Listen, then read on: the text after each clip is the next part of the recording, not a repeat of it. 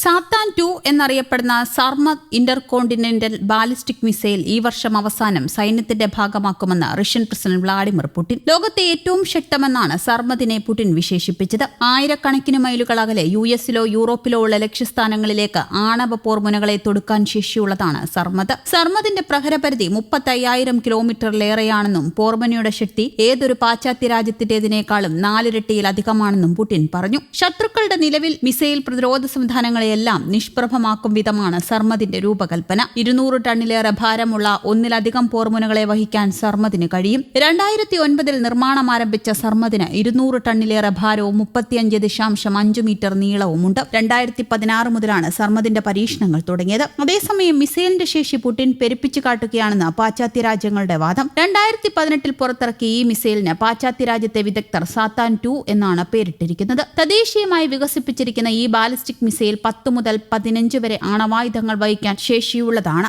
ഇത്തരത്തിലൊരു ആണവായുധങ്ങൾ വഹിക്കാൻ ശേഷിയുള്ള ഭൂഖണ്ഡാന്തര ബാലിസ്റ്റിക് മിസൈലിനെ റഷ്യ വിന്യസിക്കുന്നത് ആദ്യമായാണ്. അജയൻ എന്നാണ് പുടിൻ RS-28 സാർമാറ്റിനെ വിശേഷിപ്പിച്ചത് എന്നാണ് അന്താരാഷ്ട്ര മാധ്യമങ്ങൾ റിപ്പോർട്ട് ചെയ്യുന്നത്. മിസൈൽ പ്രതിരോധ സംവിധാനങ്ങളെ മറികടക്കാൻ ശേഷിയുള്ള സർമദിന് 200 ടണ്ണിലേറെയാണ് ഭാരമുള്ളത്. 16,000 മൈൽ വേഗത്തിൽ കുതിക്കാൻ ശേഷിയുള്ളതാണ് സാത്താൻ 2. ഭൂമിയുടെ ഇരുധ്രുവങ്ങളിലും വരെ ആക്രമിക്കാൻ ശേഷി ഈ മിസൈലിനുണ്ട്. ഒപ്പം ഉപഗ്രഹാധിഷ്ഠിത റഡാർ ട്രാക്കിംഗ് സംവിധാനങ്ങൾക്ക് വലിയ വെല്ലുവിളിയാണ് ഈ മിസൈൽ ഉയർത്തുന്നത് എന്നാണ് വിദഗ്ധർ പറയുന്നത്. മുൻപ് സ്വീഡൻ, ഫിൻലാൻഡ് എന്നീ രാജ്യങ്ങൾ നാറ്റോ അംഗത്വത്തിനുള്ള ശ്രമങ്ങളുമായി രംഗത്തെത്തിയപ്പോൾ RS-28 സർമാദിനെ ഉപയോഗിക്കുമെന്ന് കാണിച്ചായിരുന്നു ഭീഷണി ഉയർത്തിയത്. നിലവിലെ സാഹചര്യത്തിൽ റഷ്യൻ സേനയുടെ ഭാഗമാകുന്ന RS-36M മിസൈലുകൾക്ക് പകരമായിരിക്കും ഇത് ഉപയോഗിക്കുക. ഭൂമിയിലെ ഏത് ലക്ഷ്യത്തെയും തകർക്കാൻ ശേഷിയുള്ള മിസൈൽ എന്നാണ് പുടിൻ ഇതിനെ വിശേഷിപ്പിച്ചത്. ഉക്രൈനിലെ റഷ്യൻ അധിനിവേശത്തിന്റെ പശ്ചാത്തലത്തിൽ റഷ്യയുടെ മിസൈൽ പരീക്ഷണം ലോകം ആശങ്കയോടെയാണ് നോക്കിക്കാണുന്നത്. ഉക്രൈൻ സൈന്യത്തിന്റെ ശക്തമായ ചെറുത്തുനിൽപ്പ് കാരണം റഷ്യൻ സൈന്യം പിടിച്ചെടുത്ത പല മേഖലകളിൽ നിന്നും റഷ്യൻ സൈന്യത്തിന് പിന്തിരിയേണ്ടി വന്ന സാഹചര്യം ഇപ്പോൾ ഉണ്ട്.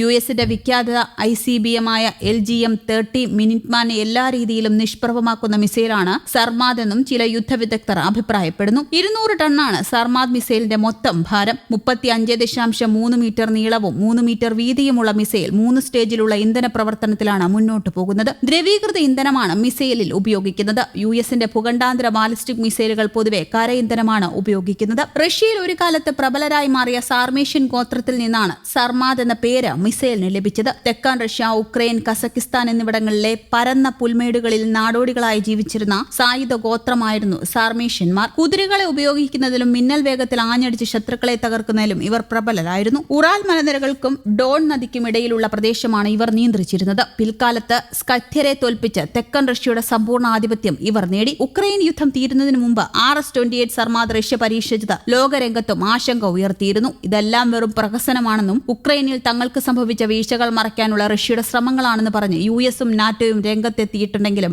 ഭാവി പ്രതിരോധ മേഖലയിലെ നിർണായക വഴിത്തിരിവായാണ് സർമാദിനെ കുതിച്ചുയരൽ കണക്കാക്കപ്പെടുന്നത്. അതീവ വിനാശകാരികളായ ഹൈപ്പർസോണിക് ഗ്ലൈഡ് വാഹനങ്ങളെ വഹിക്കാനുള്ള മിസൈലിന്റെ ശേഷിയും ചർച്ചയാകുന്നുണ്ട്. നിലവിലെ യാതൊരു പ്രതിരോധ സംവിധാനങ്ങളും ഈ മിസൈലിനെ തടുക്കാൻ ഉപകരിക്കില്ലെന്നും വാദമുണ്ട്. ആണവായുധങ്ങൾ കൂടാതെ റഷ്യയുടെ കയ്യിലെ അതിവിനാശ ബോംബുകളായ തെർമോബാറിക് ബോംബുകൾ, രാസായുധങ്ങൾ തുടങ്ങിയവയും വഹിക്കാൻ സർമാദിന് കഴിയും. വിവിധ ലോകരാജ്യങ്ങളും ശാക്തിക ചേരികളും ICBM പരീക്ഷണങ്ങളും വികസനവും വർദ്ധിത തോതിൽ നടത്തുന്ന മിസൈൽ കിടമത്സരത്തിലേക്കും പ്രതിസന്ധിയിലേക്കും പോകാൻ സർമാദ് വഴിയൊരുക്കുമോ എന്നാണ് യുദ്ധനിരീക്ഷകർ മുന്നോട്ട് വയ്ക്കുന്ന ചോദ്യം. ഇതുവരെ ICBMകൾ യുദ്ധത്തിൽ ഉപയോഗിച്ചിട്ടില്ല. ആണവായുധം വഹിക്കാനായാണ് ICBMകൾ ഉദ്ദേശിക്കപ്പെടുന്നത് എന്നാണ് ആശങ്ക കൂട്ടുന്ന കാര്യം. നിലവിൽ Russia, US, China, France, India, Britain, ഉത്തര കൊറിയ എന്നീ രാജ്യങ്ങൾക്കാണ് ICBM ഉള്ളത്. ഇറാൻ ഉൾപ്പെടെ പല രാജ്യങ്ങളും ICBM ഗവേഷണത്തിലേക്ക് കടക്കാനുള്ള സാധ്യത പ്രവചിക്കപ്പെടുന്ന സാഹചര്യത്തിലാണ് സാത്താന്റെ രംഗപ്രവേശനവും. News desk, Kerala Kaumudi.